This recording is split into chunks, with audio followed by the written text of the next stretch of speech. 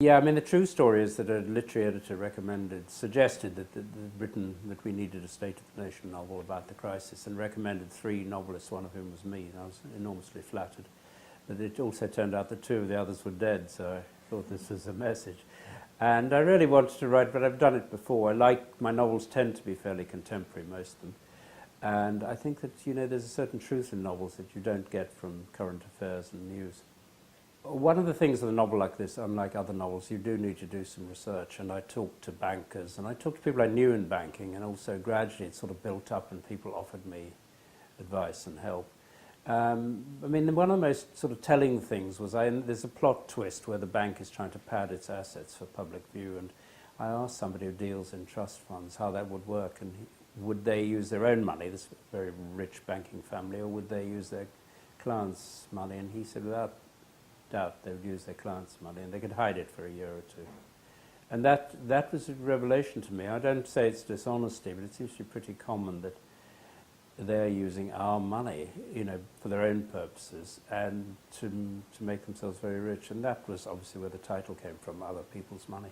Novels are not specifically designed to address or talk about particular problems. I mean, a good novel, the reader draws their own conclusion from the characters and the plot, obviously. I don't think you can be preachy in a novel, but nonetheless, it does talk about the human cost of the financial crisis. But it also contrasts what's happening in the city with what's happening in the real lives of people, particularly people in the creative business. Because I believe, and I'm sure a lot of other people believe, that art and sort of artistic view of things is way more important than the financial. The financial should be a system, but it shouldn't be elevated to the point where it's the single most important thing in the world. And that seems to have happened. So that if you turn on the news now, you discover that, it hasn't gone away. In fact, it appears to be getting worse as we speak. But that doesn't mean that people don't want to read or make music or do things. And that's also one of the themes of the book, comically at times, but that is one of the themes of the book. I mean, I hope that when you read this book, you will enjoy it primarily. It's quite a lot of fun. It's a lot lighter than some of my other novels. It's quite comic. But there are some serious themes, and one of them is the relationship between money and creative endeavor or art. And the other is really the state of the nation's morals and ethics.